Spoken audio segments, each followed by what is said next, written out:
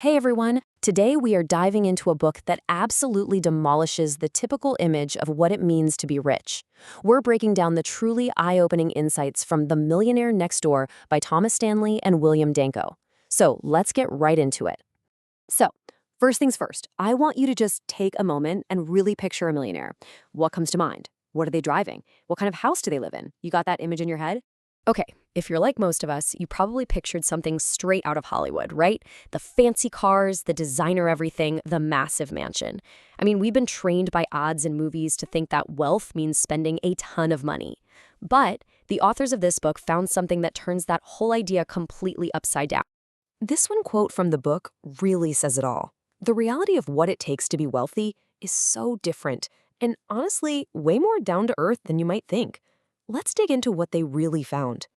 So the authors start with this awesome old Texan saying to describe people who look super rich but, well, aren't. They call them big hat, no cattle. All flash, no substance. And this idea, it's right at the heart of everything we're going to talk about. And here it is, maybe the most important lesson from the whole book. High income does not automatically make you wealthy. It's a really simple idea, but it's so powerful. Wealth isn't about how much money you make. It's about how much of that money you keep. Let's break that down just a little bit more. Your income is what you earn, right? And for most people, it just supports a lifestyle. It gets spent. But wealth is different. That's what you own, your assets, your investments. That's the stuff that buys you real financial freedom because you put it to work, letting it grow over time.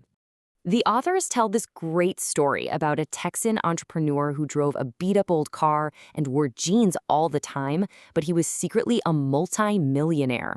When some business partners first met him, they actually thought he was the truck driver. And his response just says it all. He didn't have the big hat, but you better believe he had the cattle. So if these millionaires aren't blowing their money on all the flashy stuff, what in the world are they doing with it? Well, the book's second major finding points to the one habit they almost all have in common. Frugal, frugal, frugal. This word is everything. It is the absolute bedrock of building wealth. Now, the authors are clear. This doesn't mean being cheap.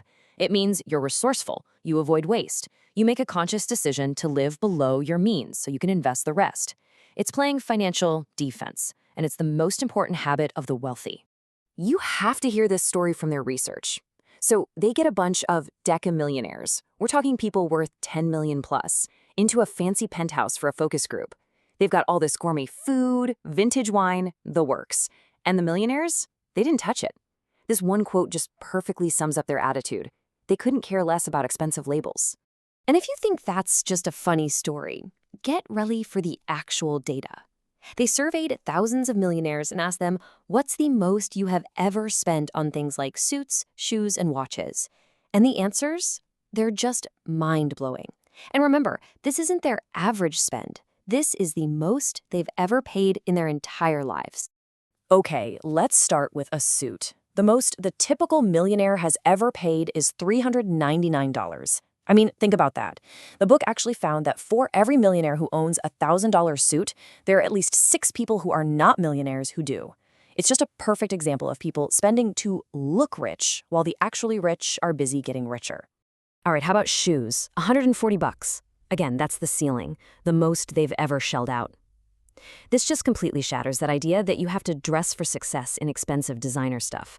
Real success isn't what's on your feet, it's what's in your investment portfolio. And finally, the wristwatch. Not a Rolex, not some other crazy expensive brand, $235. The data is just crystal clear on this. The person who looks like a millionaire and the person who is a millionaire are usually two very different people. One is playing offense with their income, trying to look the part. The other is playing defense and winning the actual game. Okay, so I can hear you thinking, fine, they're frugal, but they must have inherited all their money, right? That's the other big myth about the wealthy. Let's see what the research actually says about the whole born with a silver spoon idea. This number is just staggering. More than 80% of America's millionaires are first-generation rich. They are self-made. They didn't get a huge head start. They built their fortunes from the ground up, all in one generation. That's pretty incredible. And this chart breaks it down even more. A full 50%, that's half of all the millionaires they studied, never got a single dime of inheritance, not $1. Another 30% got a little something, but it was less than 10% of their total net worth. So yeah, for the vast majority, inheritance just wasn't a major factor. And what's really interesting is the mindset that this creates. The authors found that these self-made millionaires got this huge sense of pride and satisfaction from the process, from the struggle of building their wealth. For them, the journey of achieving it was actually the best part. So what's the secret sauce? How did they actually do it? After all their years of research, Stanley and Danko basically boiled it all down to 7 key things that America's wealthy have in common. This is the blueprint. Okay, here we go. Number 1, we've talked about it a lot. They live well below their means. 2, they're super efficient with their time, energy, and money, always focusing on things that will build wealth. 3, they care way more about financial independence than looking cool or having high social status. 4 and 5 are really interesting, and they're about family. They didn't get constant financial handouts from their parents, and in turn, they make sure their own kids learn to stand on their own 2 feet. And finally, 6 and 7, they're great at spotting business opportunities, and they often chose the right line of work. And that often means owning a business in a kind of dull normal industry, things like pest control or welding, not glamorous, but very profitable. So when you put it all together, the message couldn't be clearer. Becoming wealthy isn't really about luck or inheritance or being some kind of genius. It's the outcome of a lifestyle. It's discipline, it's sacrifice, and it's hard work. It really truly is not about what you earn, but what you keep. And all of this really leaves us with one last big question to ask ourselves. In our own financial lives, are we more focused on playing the part, having the big hat but no cattle? Or are we quietly, patiently, and yes, frugally building real wealth for the long haul? It's a choice we all get to make.